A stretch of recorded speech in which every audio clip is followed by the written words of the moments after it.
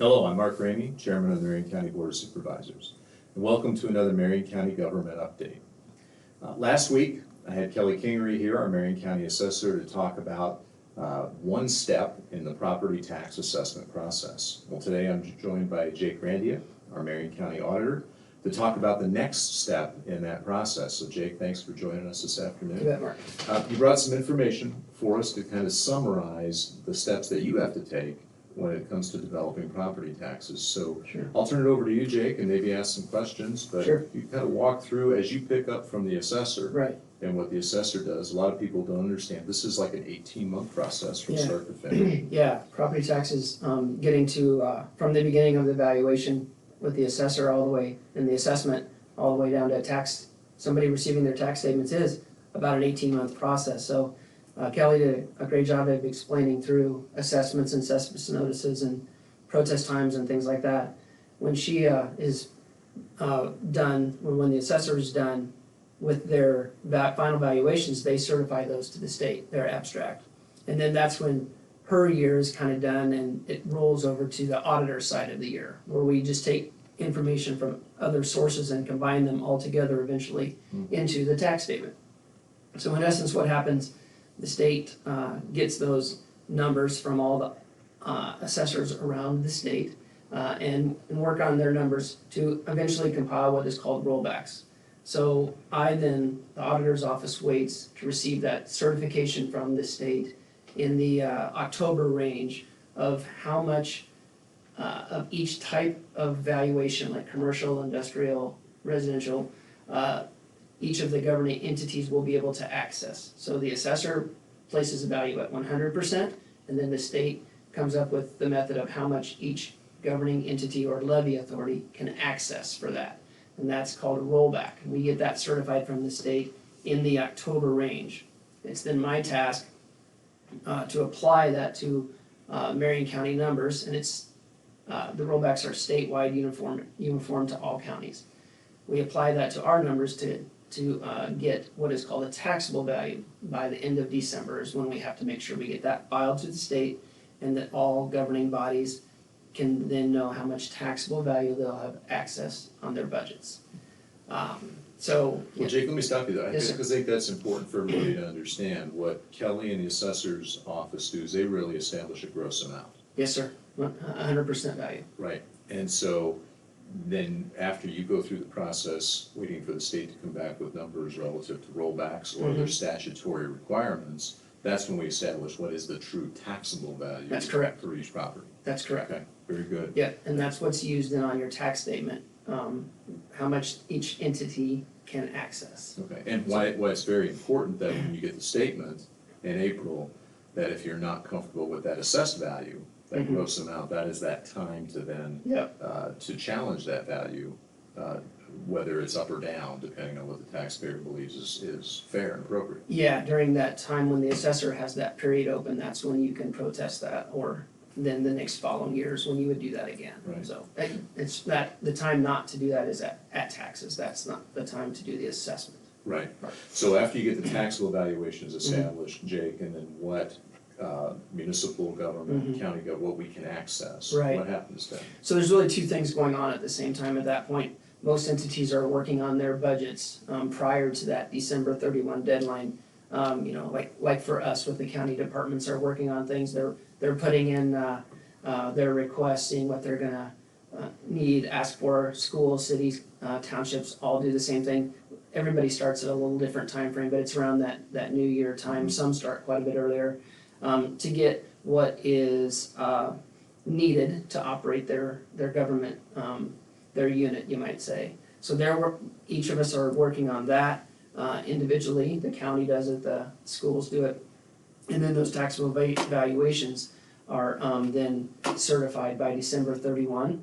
And what happens basically is the entity knows what they need for expenses and outside revenues, and then that taxable valuation portion comes in beside it, and the combination of those two determines the levy rate or how much they need to tax that taxable amount to get the needed money they need to operate. Okay. So from a county standpoint, we've talked about this in meetings, Right. In public meetings, but when you just look at a property tax dollar, Mm-hmm. and when we get to that, that taxable valuation and what that property tax dollar represents, just give the folks a general split. Who is getting what percentage of that property tax dollar? Yeah, so the percentages are usually pretty uniform based off if you live in town or out of town. So that's kind of the caveat is if you live inside one of our 9 incorporated cities, you're gonna be paying taxes to the city. If you, and not quite as much to the county for the road service portion of the budget. But if you live in the township, then you're paying that township, not the city. So, but it's generally like 45 to 50% goes to schools, 20 to 25, I'm using these as really rough numbers, to the cities, and 15 to 20 to the county. You know, you can put numbers in between there, but that's general.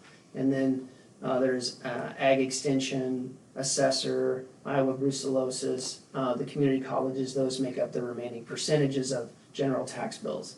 And each tax statement has that broken down to the dollar where each goes on the bottom of the tax statement. Yeah, so I think another very important point for people, look at your tax statements. I get a lot of questions Yeah. talking about increasing property taxes Right. and just that general question, but once you understand that it's not just county government driving that tax calculation, That's correct. it's other taxing entities, and Yeah. it's school districts, it's municipalities, it's townships, there's a lot Right. of different entities involved in this process. Right, yeah, county government was deemed, from the beginning, I guess, or at an early time, long before we were doing this, to be the collector of the taxes for all the individuals, and then the treasurer apportions those back out. And I guess for efficiency purposes, so each city, school, township didn't have to do their own, and it would be a duplication of process and things like that. So that's kind of how the process has been established, that the county receives, and coordinates that, the tax process, and then the apportionment back out to the entities. Okay, good, and next week we'll talk with Michaela about that process. Yeah, She and her staff do a great job helping and assisting with that for all of our folks. Mhm. Talk about levy rates for a minute, Jake. You and I work, we've now done this for almost 8 years Yeah. together. When we look at our levy rates for the different funds, I think when we see that percentage, that's a lot of the counties, that's really what we're responsible Right. for, you and I, in terms of establishing the operational budget for Marion County. So we've got different funds, we've got different levy rates for Right. those funds, and we have flexibility on a limited amount. So Right. maybe just walk through that process a little bit. Sure, so the county itself, and cities and schools are similar in nature of they have basically lanes that their money gets collected for and spent in. So the county has some very main lanes. The thoroughfares are like the general fund, general supplemental fund, and then we have a rural services fund, mental health fund, and a debt service fund. So in essence, basically 5 lanes of traffic that we do business in. And each of those are regulated on how much you can levy for, so a maximum amount you can get, and also how you can use those expenses. And some of them are much tighter than others. So in essence, the general fund is the main driver of the county, and that's where a lot of the expense comes in. And it has a cap, and it's been the same cap of $3.50 for as long as we've been doing this. It's been that way forever. So if there's a taxable amount and you have a $3.50 cap, that's the most you can get. And then there are ties to supplemental levies after that. So the Board of Supervisors yourselves do not have actually a lot of flexibility on some of that ability to make big adjustments. Mental health is just told what it needs to be. Debt service is what your debt service is, no more, no less. And so general fund has a cap, rural services fund has a cap, and then you have a maximum you can actually transfer to the secondary road department, which the supervisors have always done the most they can to keep the roads, rural roads in the best shape they can. So very little flexibility actually in what you can do with levies. Right. And I think that's important for people to understand. There's a lot of folks in Des Moines, different lobbying groups that write things about county and municipal governments and saying that we make it too complicated or that we have more flexibility than we say, but the fact of the matter is we just don't. If you look on our budget of, let's just call it roughly about $28 million, is that close to what our gross total is? We have maximum flexibility over about $6 million, which is our general fund. Yeah. And the rest of it then is allotted and apportioned in those other funds that have specific caps tied to those. Right. Or it could be benefits, where if we take the Right. benefit levy and change that, we Right. lose a certain amount of money. So it's highly restrictive It is. in terms of what we're able to do. It is. And you and I have wrestled with that for Mhm. a number of years together. Jake, as we wrap this up, Mhm. anything you want to conclude with when you think about this process? I mean, you've been involved in this for a number of years now. Yeah, the biggest thing is, you know, when the actual budgets are set, so we've talked about, like, when the assessments are set in that protest period.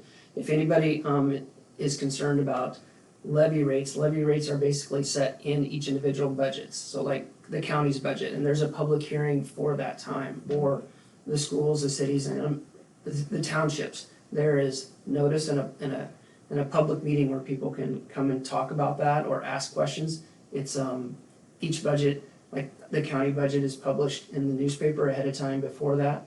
So if somebody ever wants to question or talk about it when that's being set, that time frame, March 15 or this year, they changed some stuff around, so maybe the end of March now, but in that time frame is the time to come to a public meeting and talk about when that is actually being set. Each year it's the same, so that would be the time that's available for anybody out there to come and talk about it when the decision is actually being made. Obviously, people can call anytime and we can talk about what goes into it or what's being spent where or those types of things, but just to know that, you know, the assessor has their time on the assessment notice in the period, and you guys being the supervisors have to publish that budget ahead of time and have notice, and that would be when you can come and talk about that as you guys wrestle with that decision each year. Great, great. Well, Jake, thanks for coming. Thanks for your time and for the explanation. It's an extremely complicated issue. It is. I think people need to know the steps that we have to go through, both at your office, Kelly's office, Michaela's office, and the supervisors have to go through as we think about how we spend your money and try to find ways to be even more efficient with the use of those dollars. So next time we'll have Michaela Bigowet here, Marion County Treasurer. Jake, thanks for coming this afternoon. You're Sure welcome. appreciate it. Yep, no worries. Have a great afternoon.